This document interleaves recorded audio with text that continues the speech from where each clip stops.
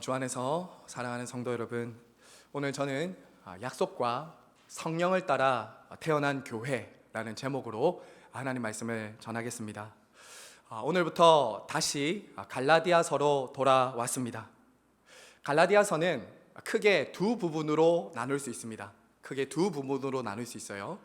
1장부터 4장까지는 사람이 어떻게 구원받을 수 있을까라는 것을 다루면서 사람이 의롭다함을 얻을 수 있는 것은 육신의 행위가 아니라 오직 예수 그리스도를 믿음으로 의롭게 된다는 것을 증거합니다. 그리고 이어지는 5장부터 6장까지는 믿음으로 얻은 그 자유를 얻은 사람들은 어떻게 살아가야 되는가, 이것을 이제 5장부터 6장까지 가르쳐 주죠. 성도 여러분, 오늘 우리가 읽은 이 4장의 마지막 부분은 이제 이 논증의 결론이자 마지막입니다. 바울은 이 지점에서 믿음으로 의롭다함을 얻은 사람들과 여전히 행위로 의롭다함을 얻으려고 하는 사람들을 두 부류로 선명하게 나누고 있습니다.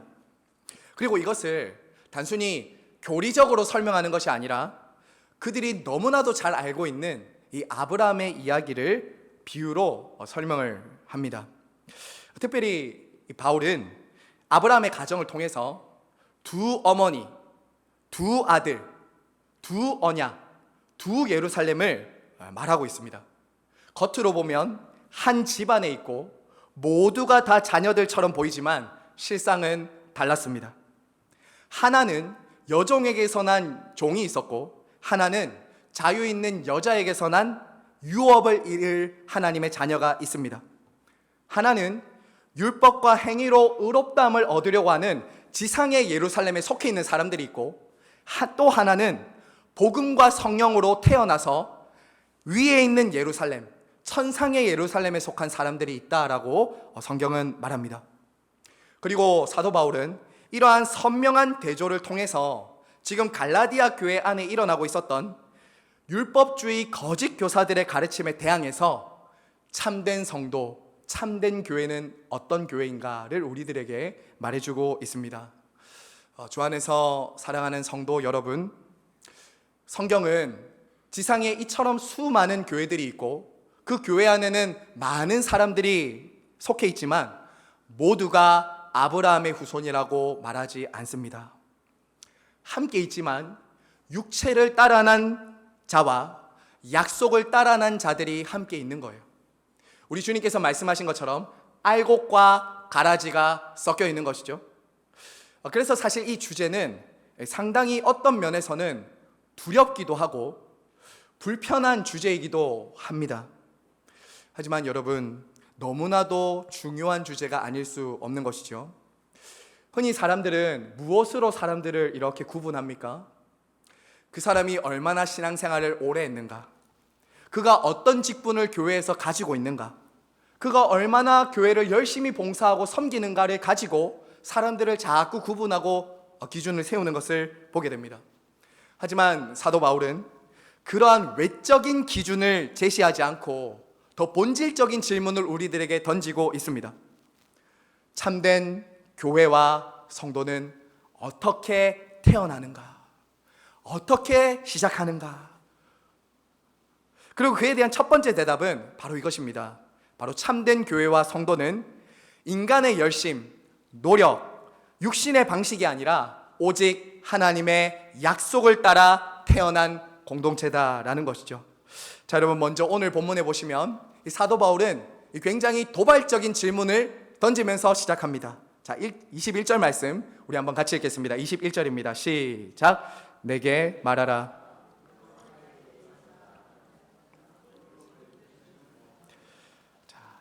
여러분, 바울이 지금 이런 질문을 갈라디아 교회 성도들에게 하는 이유는 너희들이 정말 율법을 제대로 아느냐라고 그 정도로 묻는 질문이 아닙니다. 이 질문은 반문하는 거예요. 정말 너희들이 율법을 제대로 알고 있다면 율법 아래로 다시 돌아가려고 하지 않았을 것이다 라고 말을 하는 것입니다. 갈라디아 교회 성도들 안에는 예수 그리스도를 믿는 것으로는 충분하지 않고 자신들이 가르치는 율법의 가르침을 들어야 하나님께 받아들여질 수 있다라는 이 거짓 교사들의 주장을 따르는 추종자들이 생겨나기 시작했습니다. 그들은 예수도 믿어야 되지만 하나님께 너희가 온전히 받아들여지려면 우리처럼 되어야 돼. 우리처럼 되어야 된다고 말했어요. 할례도 받고 유대인의 절기와 전통을 지켜야 진짜 그리스도인이 된다라고 말을 한 것이죠. 그래서 갈라디아 교회 성도들 안에는 이들의 가르침을 따라서 점점 자유를 잃어버리고 다시 율법 아래로 종노릇하는 자들이 생겨나기 시작했습니다. 그러니까 자신이 참된 그리스도인이라는 것을 증명하기 위해서는 삼위 하나님에 대한 고백뿐만이 아니라 무엇도 보여줘야 되냐면 끊임없이 행위를 겉으로 드러나는 외적인 표지를 계속 드러내야 했던 것이죠. 유대인처럼 행동해야 된다라고 생각을 했던 것입니다. 그 결과 다시 할례와 율법의 종들이 되게 된 것이죠. 여러분, 여기서 문제는 율법 자체가 아닙니다. 율법을 지키려고 하는 그들 안에 있었던 동기가 문제였어요. 예수 그리스도의 복음만으로는 충분하지 않고 자기의 행위, 공로를 더하려고 하는 것이 그들의 문제였다라는 것이죠. 바울은 이것을 굉장히 심각한 문제로 봅니다. 왜냐하면 율법은 결코 인간을 의롭다고 할 수 없는 것이기 때문이에요. 율법을 통해서는 우리 중에 그 누구도 그것을 온전히 다 지켜서 하나님의 의로우심 앞에 설 수 있는 사람은 아무도 없기 때문입니다. 그래서 사도 바울은 저와 여러분이 잘 아는 아브라함의 가정사 하나를 가지고 와서 이것을 설명하기 시작해요. 여러분, 아브라함에게는 두 아들이 있었습니다. 바로 이스마엘과 이삭입니다. 겉으로 보면 두 자녀는 굉장히 유사합니다. 굉장히 비슷해요. 같은 아버지를 두고 있었고 같은 집에서 자랐습니다. 하지만 두 가지 결정적인 차이가 있었어요. 이 이스마엘과 이삭은 두 가지 결정적인 차이가 있었습니다. 하나는 두 아들들은 전혀 다른 신분으로 태어났다는 거예요. 전혀 다른 신분이에요.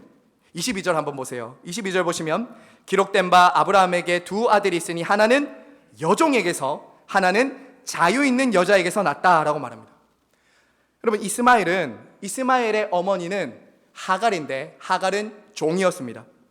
그리고 이삭의 어머니는 사라로 자유 있는 여자였어요. 그리고 그 당시는 어머니의 신분이 곧 아들의 신분이 되었기 때문에 하갈의 아들인 이스마엘은 종이 되었고 이삭은 사라의 어머니 사라는 자유인이었기 때문에 당연히 자유 있는 아들로 상속자가 된 것이죠. 자, 여러분, 그리고 또 하나의 결정적인 차이가 있습니다. 이 둘의 결정적인 차이는 전혀 다른 방식으로 태어났다는 거예요. 다른 신분이었을 뿐만 아니라 다른 방식으로 태어났어요. 여러분, 이스마엘은 어떻게 태어났습니까? 육체의 방법을 따라 태어났어요. 육체를 따라 태어났다는 이 말은 이것입니다. 전혀 특별할 것이 없는 인간적인 방식으로 태어났다는 거예요. 아브라함의 아내였던 사라는 오랫동안 자식이 생기지 않았습니다. 그러니까 사라가 어떻게 하냐면 하루는 아브라함에게 내 여종을 당신에게 줄 테니 아들을 낳으시오, 이렇게 하고 이제 자기 여종을 아브라함에게 줍니다. 그리고 아브라함은 그 여종 하갈과 동침을 해서 아기를 낳게 되죠. 이것은 당시 고대 근동에 있었던 너무나도 보편적인 출생의 방법이었어요. 주인이 아들이 없다, 상속자가 없으면 당연히 여종을 통해서 아들을 낳았다는 것은 그 당시 보편적인 문화였습니다. 그리고 그렇게 해서 태어난 아들이 누구죠? 이스마엘입니다. 이스마엘이에요. 자, 여기서는 특별한 게 아무것도 없어요. 어떤 하나님의 초자연적인 개입이나 역사 없이 인간적인 방법으로 아들을 낳은 것이 이스마엘이었다는 거예요. 자, 하지만 여러분, 하나님께서 염두에 두신 상속자는 이스마엘이 아니었어요.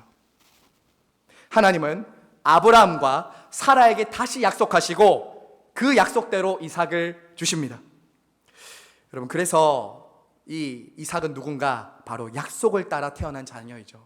여러분, 창세기 21장 1절과 2절 한번 잘 들어보십시오. 제가 말씀을 읽어드리겠습니다. 잘 들어보십시오. 창세기 21장 1절과 2절입니다.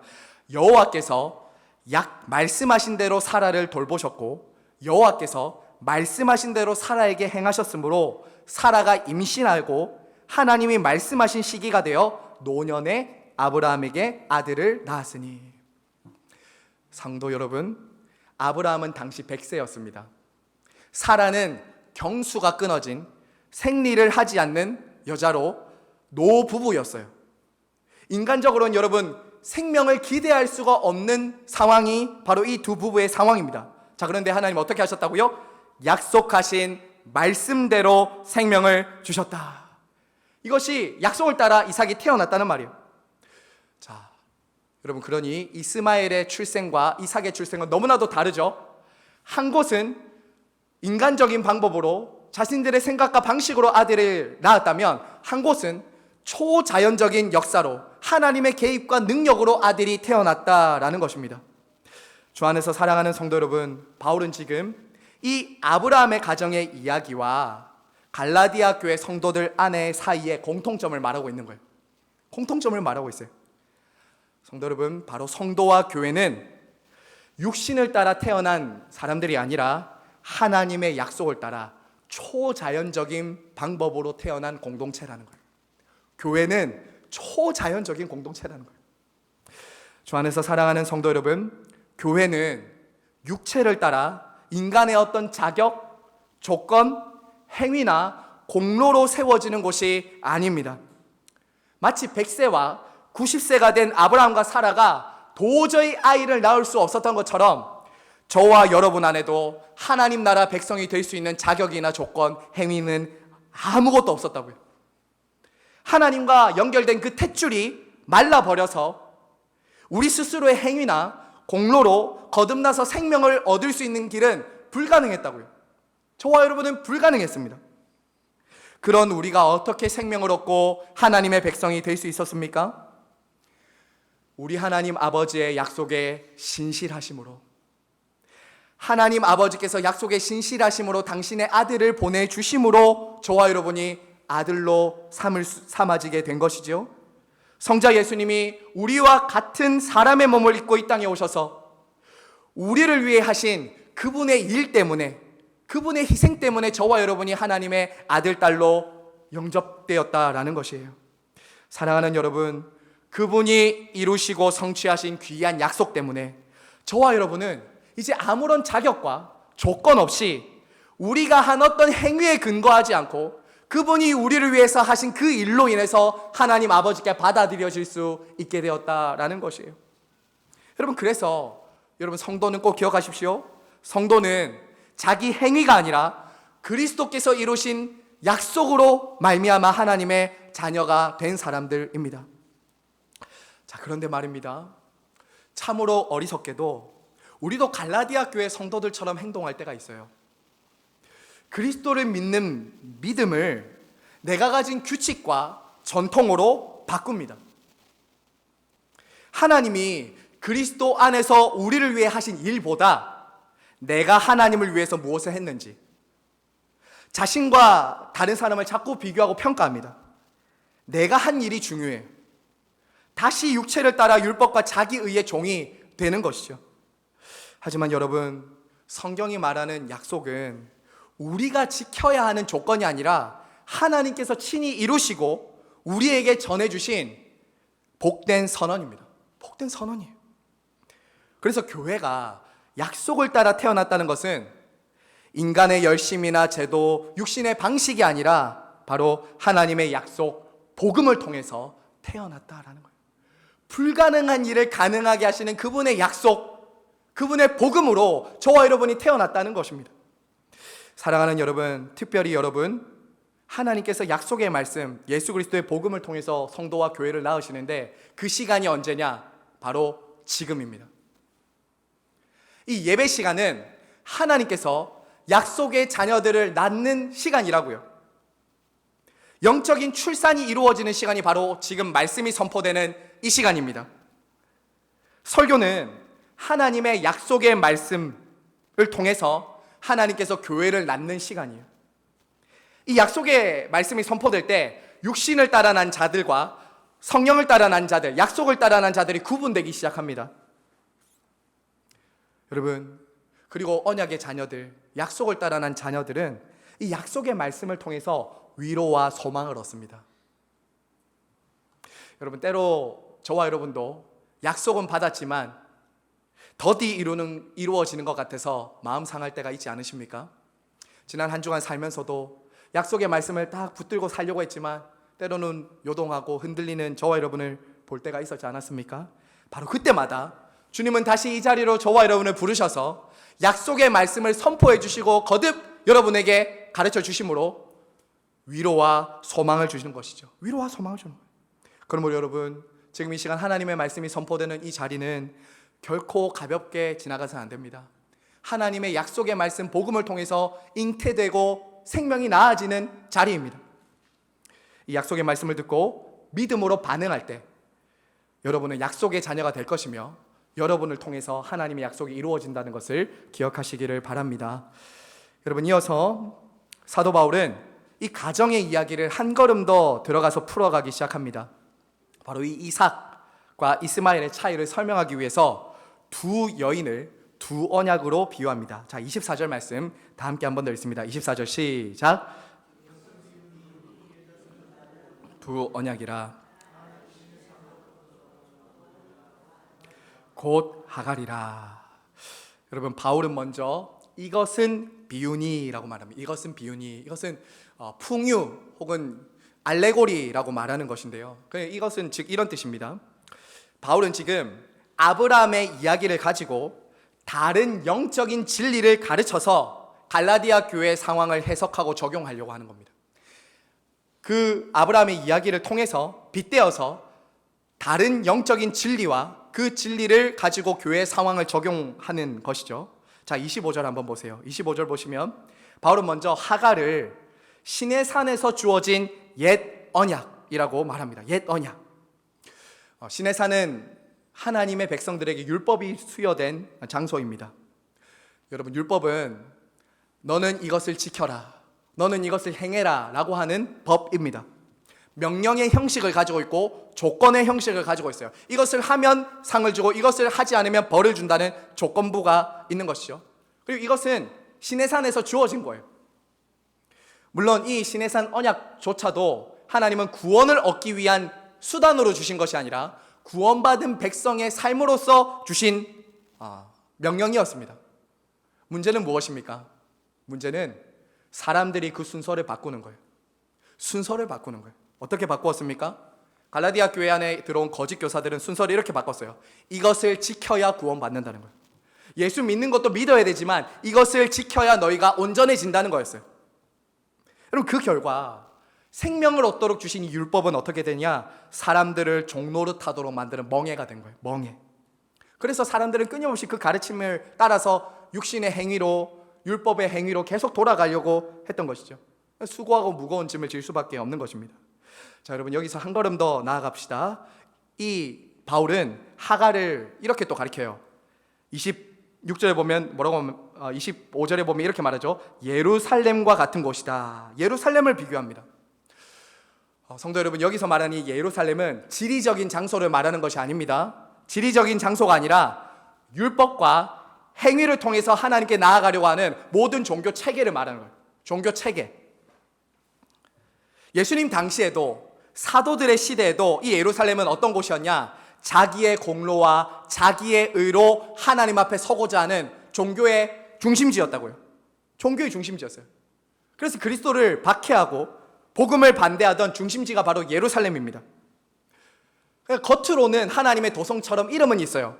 하나님의 도성이라는 이름은 있지만 실상은 뭡니까? 종노릇하고 있었던 거예요. 종노릇.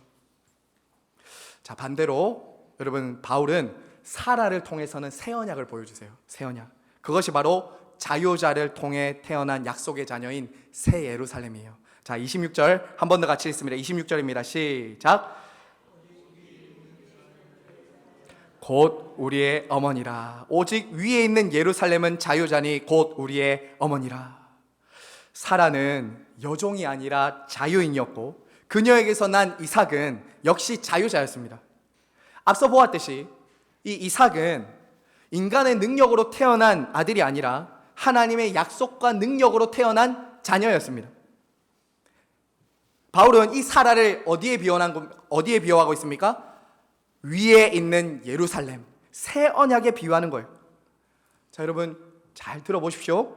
이 새 언약은 옛 언약처럼 너는 이것을 행해라, 이것을 하지 말라라고 명령하는 것이 아니라 내가 행했다라고 말해요.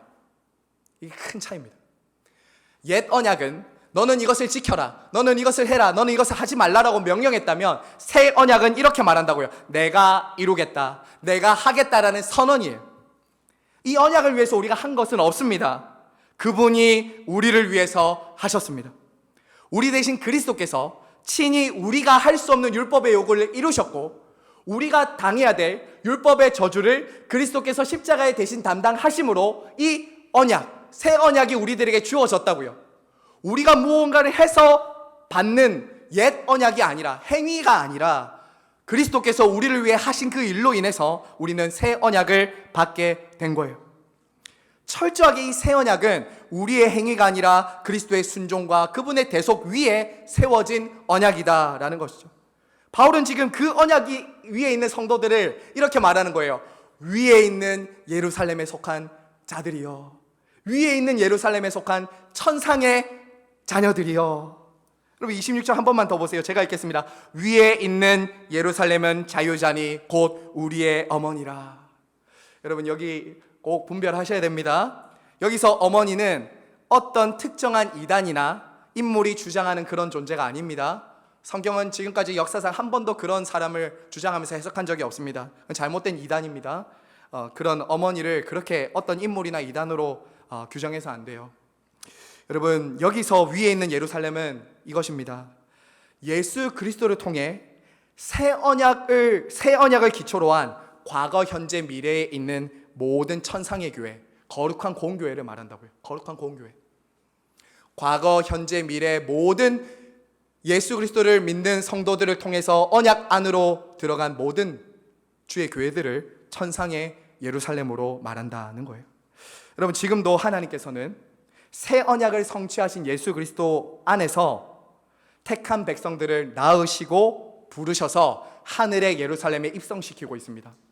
지금도 입성시키고 있어요. 이 예루살렘은 단지 종교의 메카처럼 있는 그 예루살렘의 지리적인 곳이 아니라 이제 천상에, 지금도 이 예수 그리스도의 복음을 듣고 언약 안으로 들어오는 모든 이들, 과거, 현재, 앞으로 올 모든 미래에 있는 사람들까지 들어가게 될 새 예루살렘을 말하는 것이죠. 그리고 여러분 이것이 바로 메시아가 오면 임하게 될 하나님 나라라는 것을 바울은 이사야서를 인용하면서 말해요. 자, 이사야서 54장 1절을 인용하면서 27절에 이렇게 말합니다. 우리 27절 다 함께 큰 소리로 한번 더 읽겠습니다. 시작. 기록된 바 잉태하지 못한 자여,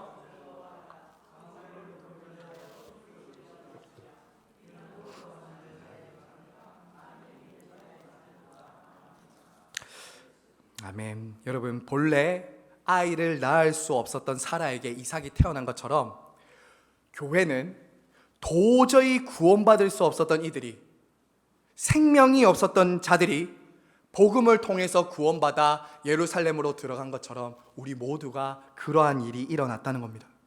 율법과 혈통을 자랑했던 이들이 아니라 수많은 이제 이방인들이 복음과 믿음으로 하늘의 예루살렘에 들어가는 영광을 얻게 되었다라는 것이에요. 여러분 그러므로 교회는 이러한 기쁨이 충만한 곳입니다. 이러한 기쁨으로 가득 찬 곳이에요. 서로를 바라볼 때, 자기 자신을 바라볼 때 놀라는 겁니다. 놀라고 기뻐하는 거예요. 도저히 나는 구원받을 수 있는 사람이 아니었는데, 하늘의 예루살렘에 들어갈 수 있는 지위가 없었던 사람인데 내가 어떻게 거기 들어가 있지? 우리가 거기에 들어가 있게 되었습니다라고 감격하고 기뻐하고 감탄하는 것이 신약의 저와 여러분의 교회라는 거예요. 여러분 감격과 기쁨이 살아 있으셔야 됩니다. 이 기쁨이 성도의 모든 예배와 사역에 묻어 있어야 돼요. 여러분 물론 그런 우리도 때로는 자유를 잃어버릴 때가 있어요. 언제 그런 자유를 잃어버리냐면 그리스도의 은혜에 의해서 떠나 자기 행위와 공로로 하나님과 사람에게 인정받으려고 할 때예요. 하나님의 은혜를 떠나서 다시 내 행위로, 나의 어떤 모습으로 하나님과 사람들에게 인정받고자 할 때 우리는 다시 이 자유를 잃어버리게 돼요. 그리고 이 자유를 방종의 기회로 삼을 때 우리는 다시 죄의 종으로 돌아가게 됩니다. 사랑하는 성도 여러분, 하지만 기억하시기 바랍니다. 저와 여러분은 종이 아니라 자유자입니다. 종이 아니라 자유자예요. 여기서 말하는 자유는 내 마음대로 하는 방종을 말하는 것이 아닙니다. 이 자유는 율법의 저주로부터의 자유, 율법의 정죄로부터의 자유, 하나님의 말씀에 기쁨과 자원함으로 순종할 수 있는 자유, 이 자유를 우리는 누리는 자유자로 부름을 받았다고요. 그러므로 다시 종노릇해서는 안 된다라는 것입니다. 사랑하는 여러분, 때로 우리는 이 약속이 더디 이루어지는 것처럼 보여서 또 위에 있는 새 예루살렘은 안 보이잖아요. 천상에 있는 보이지 않는 예루살렘은 안 보이니까 자꾸 곁눈질해요. 자꾸 세상으로 돌아가고 싶어 해요. 내가 직접 그 약속을 내 힘으로 이루어 보고 싶어 해요. 하지만 여러분, 삼위 하나님을 신뢰하십시오. 삼위 하나님은 지금도 약속하신 대로 자유자들을 계속해서 말씀으로 낳고 계십니다. 황무지만 보아서는 안 됩니다. 당장은 황무지 같고 박해와 어려움이 있어 보일지라도 포기하지 마시기 바랍니다. 지금 눈에 보이는 교회의 모습, 우리의 현실만을 바라보고 여러분이 평가하고 판단해서는 안 된다는 거예요. 왜요? 교회는 약속을 따라 하나님께서 지금도 세워가고 계신 공동체이기 때문인 것이죠. 하나님께서 약속하신 것을 저와 여러분, 우리 교회를 통해 이루어 가실 것을 믿음으로 즐거워하고 기뻐하시기 바랍니다. 담대하게 살아가시기 바랍니다. 우리는 종이 아니라 자유자이며 위에 있는 예루살렘의 시민이기 때문입니다. 성도 여러분, 끝으로 바울은 갈라디아 교회가 겪고 있는 이 현실을 설명하기 위해서 마지막 하나 더 아브라함의 가정으로 돌아옵니다. 여러분 28절 한번 보십시오. 마지막입니다. 자, 28절 다 같이 한번 읽겠습니다. 시작. 그러나 그때에 육체를 따라 난 자가 성령을 따라 난 자를 박해한 것 같이 이제도 그러하도다. 여러분, 교회는 성령을 따라 난 공동체는 박해와 고난이 있다는 것입니다. 박해와 고난이 있어요. 창세기 21장에 보시면 여종에게서 난 이스마엘이 이삭을 조롱하고 괴롭히는 장면이 나옵니다. 이것은 약속의 아들을 향한 경멸이었고 핍박이었어요. 결국 사라는 어떻게 하냐면 하갈을 내쫓아달라고 요청합니다. 하나님께서는 사라의 말이 맞다라고 말씀하시면서 종은 아들과 상속을 받을 수 없다고 하고 그를 내어보내도록 하시죠. 자, 여러분, 바울은 지금 이 사건을 단순한 가정사로 말하지 않습니다. 그는 이렇게 말해요. 그때나 지금이나 마찬가지다. 육체를 따라 난 자는 언제나 성령을 따라 난 자를 박해한다는 거예요. 핍박한다는 거예요. 갈라디아 교회 안에 있었던 지금 일어났던 핍박과 갈등이 그와 같은 것이었어요. 복음으로 자유케 된 성도들을 율법을 앞세운 유대주의자들이 핍박과 위협을 하고 있었던 것이죠. 물론 이 박해는 물리적인 것은 아니었지만 훨씬 더 위협적인 것이었어요. 왜냐하면 그들이 가졌던 자유를 흔들고 다시 율법의 멍에와 종의 먹이를 계속 짊어지우려고 했던 것이기 때문입니다. 자, 여러분, 그런데 역사를 돌아보면 항상 그랬어요. 종교적으로 기득권을 가진 사람들은 항상 선지자들을, 성도들을, 사도들을 핍박했어요. 심지어 우리 예수님도 예루살렘에서 핍박받으셨어요. 종교 지도자들로부터 예수님은 철저하게 배척과 멸시를 받으시고 나중에는 십자가에 죽기까지 하는 박해를 받으셨어요. 그리고 2000년 역사상 참된 교회는 항상 그러한 길을 걸어왔습니다. 항상 박해와 함께 교회는 세워졌어요. 그리고 중요한 사실은 이것입니다. 여러분 꼭 이거 기억하십시오. 참 교회에 대한 핍박은 교회 밖에서만 오는 것이 아니라 교회 안에도 있다는 거예요. 이거 기억하십시오. 갈라디아 교회 안에 일어난 것처럼 오히려 같은 공동체 안에 있지만, 같은 하나님을 말하고 있지만, 같은 신앙은 말하고 있지만 종교적인 사람들 혹은 이름만 교회를 다니는 사람들은 항상 핍박한다는 거예요. 그리스도의 복음을 믿고 성령을 따라 난 자들을, 그런 사람들을 핍박한다는 거예요. 여러분, 약속의 자녀인 이삭은 언제나 육신을 따라 난 이스마엘에게 조롱을 받습니다. 하지만 사랑하는 성도 여러분, 바울은 박해를, 고난을 우연한 사건으로 말하지 않아요. 오히려 이렇게 말합니다. 여러분, 저와 여러분이 그런 박해와 고난이 있다면 여러분은 참된 성도라는 징표라는 거예요. 증거라는 것입니다. 오히려 고난이나 핍박이 없는 것이 위험한 거예요. 아니면 반대로 내가 누군가를 고난 주고 핍박하고 있다면 그 사람은 이스마엘과 같은 것이죠. 여러분, 당장 눈에는 율법을 붙드는 사람이 강해 보입니다. 권세 있어 보여요. 반면 약속을 따라 난 성도들과 교회는 연약해 보입니다. 약해 보여요. 하지만 결말은 어떻습니까? 종들은 유업을 받지 못하고 쫓겨나고 약속의 아들들은 상속자가 된다라는 거예요. 그래서 여러분, 바울은 창세기 21장을 인용하면서 매우 강하게 이렇게 말합니다. 여종과 그 아들을 내쫓으라. 여러분, 이 말은 사람을 미워하라는 말이 아닙니다. 교회를 복음 안에서 지키기 위해서 왜곡된 가르침과 타협하지 말라는 것입니다. 율법으로 돌아가지 말라는 거예요. 왜냐하면 참된 교회는 진리를 타협함으로 세워지는 것이 아니라 진리를 지킴으로 고난받고 박해를 받는 가운데서 세워지는 공동체이기 때문인 것이죠. 주 안에서 사랑하는 시냇가의 시민교회 성도 여러분, 때로 복음을 따라 순종하는 길이 좁아 보이고 손해를 볼 때가 있고 외로울 때가 있습니다. 그러나 그 길 끝은 영원한 하나님 나라와 기업이 있다는 것을 여러분 꼭 기억하시기를 바랍니다. 우리는 종이 아니라 상속자이기 때문에 그러한 고난과 어려움을 받는 것이죠.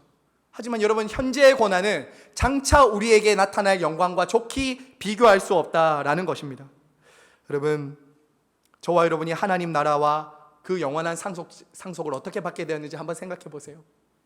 한번 생각해 보세요. 상속이 무엇입니까?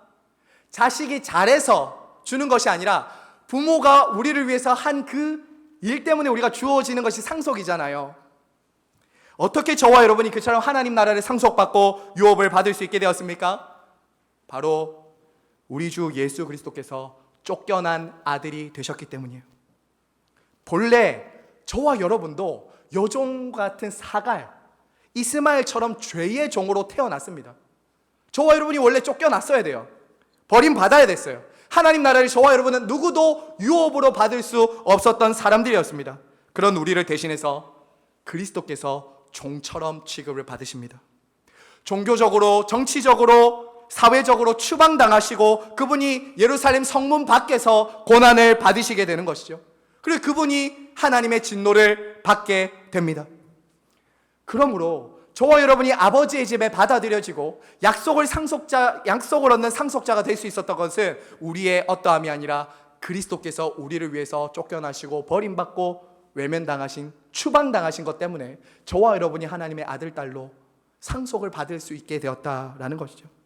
그분이 광야로 내쫓겼기 때문에 우리는 아버지의 집에 거할 수 있게 된 것입니다. 그러므로 사랑하는 성도 여러분, 그리스도를 저와 여러분의 유일한 신앙과 삶의 기초로, 근거로 삼고 자유인으로 사십시오. 자유인으로 사세요. 세상과 죄의 종노릇하지 마시기 바랍니다. 이 말은 최선을 다하지 말라는 말이 아닙니다. 자유인으로 최선을 다하라는 거예요. 종처럼 최선을 다하지 마십시오. 결과로부터 자유하셔도 된다는 거예요. 자유인으로 예배하고 자유인으로 순종하고 자유인으로 여러분의 교회를 사랑하시기 바랍니다. 종처럼 예배하고 종처럼 섬기고 종처럼 하면 안 돼요. 사랑하는 성도 여러분, 말씀을 맺겠습니다. 지상에 있는 교회는 언제나 불완전했습니다. 언제나 불완전했어요. 이 땅의 교회는 알곡과 가라지가 항상 섞여 있습니다. 하지만 우리 예수님 말씀하셨죠. 뽑으라고 하셨습니까? 아닙니다. 여러분, 두어라고 하셨습니다. 여러분이 그걸 하려고 해서는 안 돼요. 두십시오. 하지만 우리가 해야 될 게 뭡니까? 하나님의 참된 복음, 진리의 말씀을 딱 붙들고 주님이 말씀하신 그 명령대로 자유자로 순종하며 나아가는 거예요. 이 지상에 가장 순수한 교회라고 할지라도 혼합과 오류가 있습니다. 참된 교회와 성도들에게는 핍박이 있다고요. 하지만 여러분, 이 땅의 교회가 아무리 쇠퇴하는 것처럼 보이고 때로는 성도들이 위축되어가는 그 상황이 있다 할지라도 여러분, 천상의 예루살렘을 바라보십시오. 여러분 자신과 서로를 바라보지 마시고 지금도 약속의 말씀과 복음을 통해서 성도들을 낳으시고 기르시는 삼위 하나님을 바라보시기 바랍니다. 그렇게 할 때 저와 여러분 안에는 낳을 수 없었던, 잉태할 수 없었던 생명이 다시금 우리 안에 샘솟는 것을 경험하게 될 것입니다. 그리고 어느덧 옆에 있는 사람들을 통해서 그 기쁨을 함께 느끼게 될 것입니다. 당신도 복음을 통해서 예수를 믿게 되었군요. 나도 예수 그리스도를 믿고 하나님의 자녀가 되었어요.